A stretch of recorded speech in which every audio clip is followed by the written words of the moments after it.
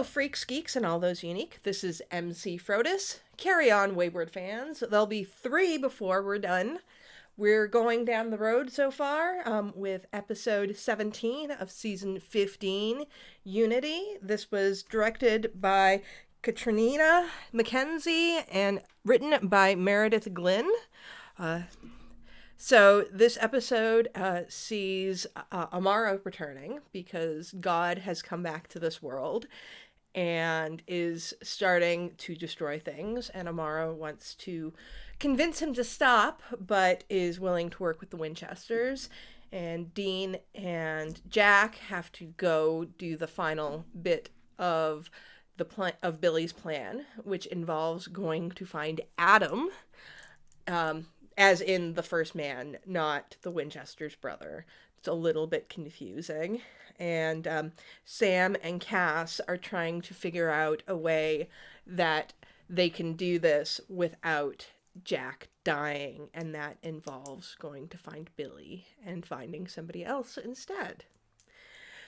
So I was right last week when I said that this episode would be starting the final bit of the story, because obviously kind of everything hits the fan in this episode, because as soon as we start out in this one, we have Amara just watching the stars fall from the sky.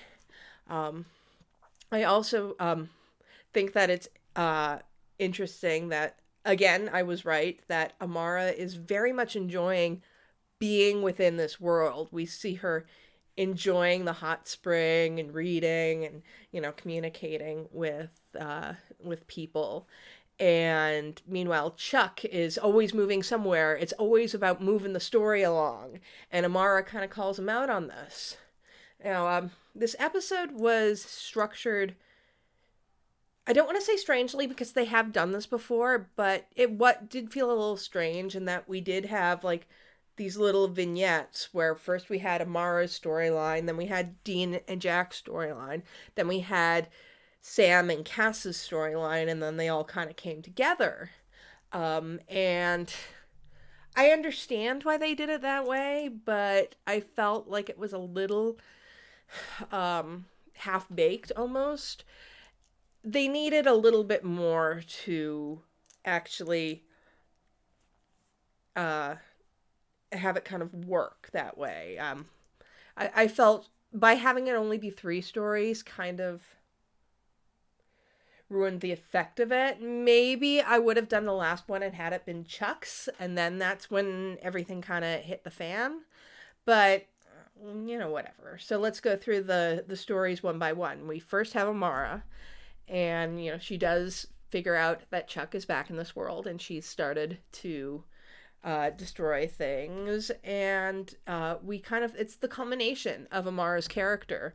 We've had her around for 4 years now, I guess, at this point, and this kind of encapsulates everything that has come with her character. She is now not the being of destruction.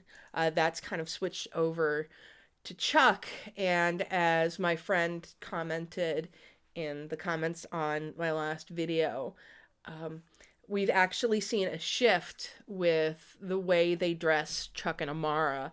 Amara had started out wearing all black clothing in season 11, and now that she's come back, she's in very, lovely pink tones, and pink is a color of recreation.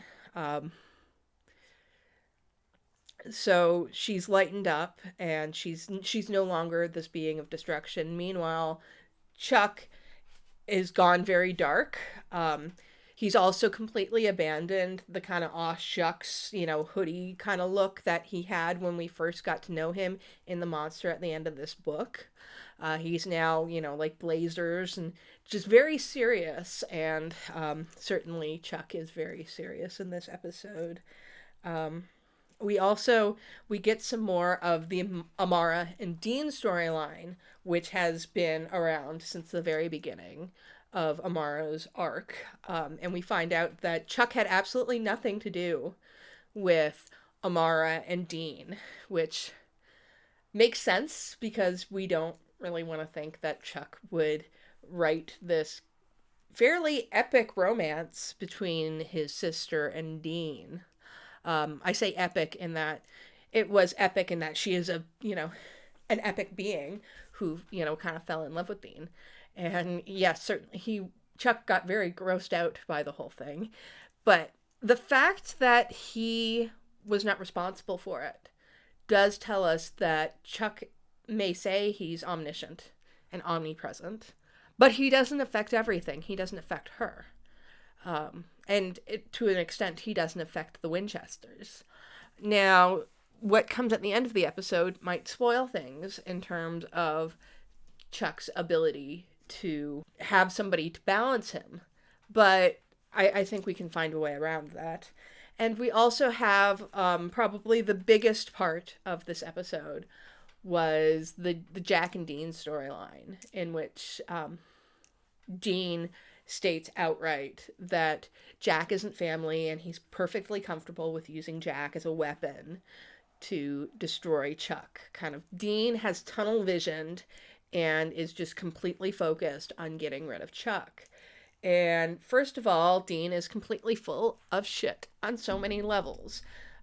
He had the chance to kill Jack at the end of last season, and he didn't do it. That's the whole reason why this storyline with God has started, why God got angry enough at them, because originally Dean was supposed to kill Jack and he was supposed to die in the attempt and he was going to be fine with it.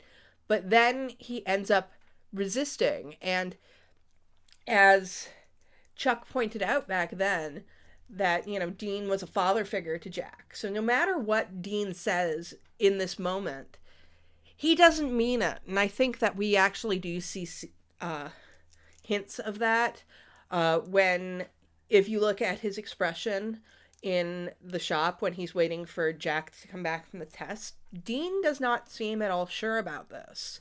I think especially once he finds out that Adam and Billy have been planning this for centuries, and Dean's whole thing has been team free will. He's always been about team free will, and he wants to get rid of Chuck so that Chuck is no longer in charge of their destinies. But it does seem like Billy is just becoming in charge of their destinies. It's all about Chuck's book, which, isn't that that's just destiny, that it's literally written down. That's definitely destiny. I'm not sure about Adam and Seraphina. I thought that was a little weird. I guess, it's fine. They're not going to turn back up. And kind of the point of having Adam there was to say that this wasn't, this grand, noble gesture. This was more... For him, it's entirely about revenge, because he's mad about what happened to Cain and Abel. Which, a nice continuity. Is it continuity if you're just referencing shit that happened in the Bible? Because, this all... My God. This could be Supernatural can be a little hard to talk about sometimes, because they've just gotten so absolutely epic and biblical in things. Adam had two wives, it's Lilith and Eve, but we've had a Lilith and we've had an Eve. And so I guess Seraphina now. It just seemed like an odd choice, considering they're not going to elaborate on it. Oh, speaking of angels, just going back to the Amara plot, I did think it was interesting that we finally got God going back to heaven. The first time in ever that God has gone to heaven. And just seeing the angels' reactions to him was interesting. That the fact that they basically turn into fan boys and girls.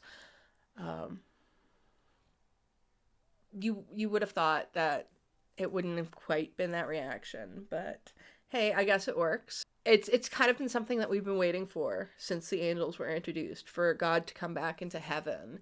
It probably would have made more of an impact if we actually had any angels in heaven that we cared about.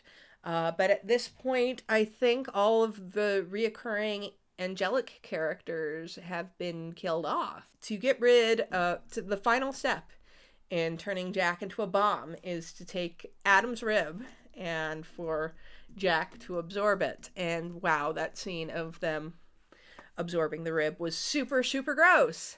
I did not care for Seraphina stabbing Adam. And I guess that's the whole reason why they had an angel, was so that Adam could be healed. But frankly, I feel like that was unnecessary. I mean, I think Adam would have been cool with dying in this attempt to kill God. So, with each plot, we kind of get exposed to more and more of the storyline, and we finally get to Sam and Castiel, and they've decided that they need to talk to Billy to find out exactly what's going on, since she's not exactly been open with everything. And they have a nice little nod to when Sergei was trying to get into the bunker with a key to the door to death or something like that. When they finally found it, and there was the incantation in Latin on it that Sam just started to just randomly read out, I immediately quoted Giles from Buffy the Vampire Slayer, "Don't speak Latin in front of the books." Because you don't know what's going to happen. You don't read an incantation out loud before you know what it says. Though when he does finally have it happen, it totally reminded me of Beetlejuice with the drawing of the door. Not that that's a bad thing.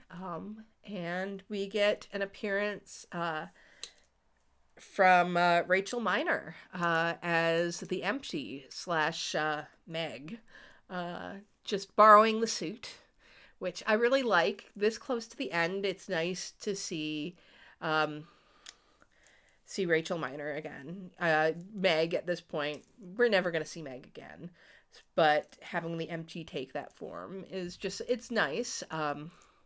I do notice that each time we've seen the Empty as Meg, they found ways to keep the character sitting down, which is I'm guessing the way that they're actually able to use Rachel, because she is quite affected by multiple sclerosis.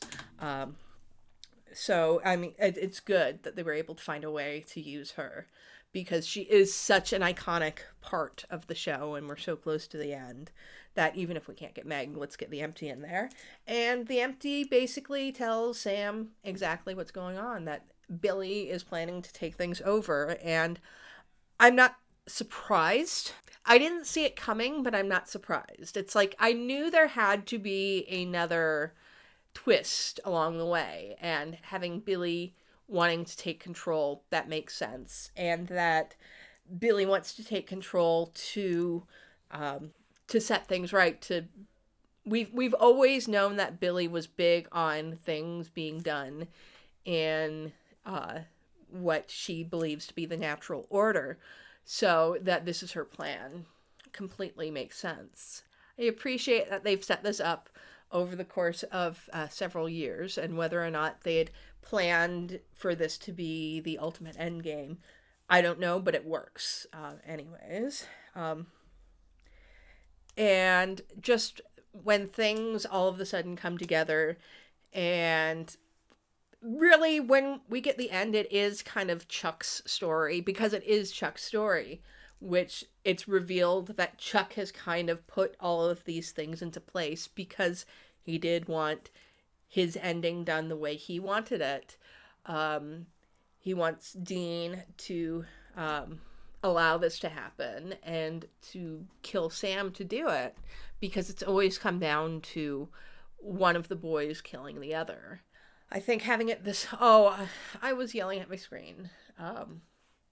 I was yelling at Dean because I understand why he wants it to happen, but it was obviously the wrong choice for him to make. Sam was in the right here, but it's completely in character for Dean. Dean is very much his mother's son. As much as Dean admired his father, he was always like Mary, in that he thought he had to be a hunter, but he will go to as far an extreme as he can to not be a hunter anymore. And I think he believes that if they get rid of Chuck, that he's not going to have to be a hunter any longer. So there is this kind of wanting to throw off the bond's destiny, is a way of him gaining some sort of normal life. And Sam believes that no matter what, this is going to be their role in life. And I think this actually speaks to, in season 5, we see that Sam is the one who's willing to become Lucifer's vessel. But Dean is not willing to become Michael's vessel. So there's kind of always been this idea of Sam is willing to accept destiny while Dean fights against it. But at the same time, because Dean is fighting against it so much, he is inadvertently falling into destiny, because that's exactly what Chuck wants. Oh my goodness, there's so much. There is so much going on. Everybody was really great in this episode. I called him out last time, but Jensen turned in a really great performance. I felt he was very subtle in that you could see that he didn't want to do this to Jack emotionally, but he was willing to do it anyways because he thinks that it's the only way to do things. Rob Benedict was also, he's always so great as Chuck, and I love seeing the range that, if you think about the God that showed up at the monster at the end of if you think about the Chuck that showed up in the monster at the end of this book and what he's turned into now, it's just kind of amazing to see all of this. And actually, just thinking about the title of that episode, The Monster at the End of This Book, I think it's really interesting that that is the episode where we first meet Chuck. And now we've come to the end of the book, and Chuck is the monster. He is the one who is going to ultimately be the bad guy in all of this. And poor Amara. I did suggest that God and Amara would kind of join as one, but I thought that would be the way that they were going to solve everything. But I don't think we can discount that yet, because at this point, yes, the chips are down and it seems like Amara is in there somewhere, but that God's suppressing her. But she's still in there. So I think that perhaps that Amara could still play a role in things. I don't think they are going to kill God. I think that something else is going to happen. And this is just kind of maybe a step in that direction. Now, as we're ending things off, things aren't looking too rosy for Jack, but I don't want to say that he's in particular going to die. But I still think my death pool for poor Castiel, judging from the trailer that they gave us, even if you did not see the promo, it was all over social media. There is a shot in the promo of Dean, and he's got this big bloody handprint right on his shoulder, and for me it just says we're bringing everything full circle. And when we were first introduced to Castiel, there was this big mark on Dean's shoulder where he gripped him tight and raised him from perdition. So in Castiel's death throes, he's going to touch Dean's shoulder again with a bloody hand, and it's going to be left there because bring things full circle. And have Destiel be like as part of Cass's final moments. And this is just me hypothesizing based off of what I think would be the most awful, awful way to bring everything together. I don't want it to happen, but I think we're moving that way. So we are left with this is it. Um, uh, we're into absolutely the final bit of Supernatural. This is things are at their darkest. God has absorbed Amara and is all powerful and is super pissed off at the Winchesters. Jack is in the midst of dying and we don't know what's going to happen. And oh my God, just can't really deal with all of this pressure. So I did enjoy the episode. It was just so much coming at me all at once. But I suspect the rest of the episodes are going to be like that because you're trying to bring not just a season, but this entire 15 years of the show to an end. So it has to be completely, completely epic. So please tell me what you thought of Unity. Comment down below. If you like this video, like it, share it across social media, subscribe to my channel to get videos on Supernatural, Star Trek, Sherlock, Star Wars, and many other geeky things. You can also support me over on Patreon, where you can get early videos, exclusive things. I participate in polls, so you can have a voice in what I do in the future. You can also buy me a coffee.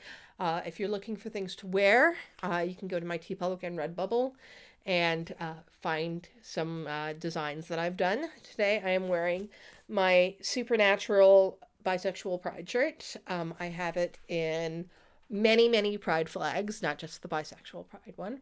But until next time, live long and may the force be with you.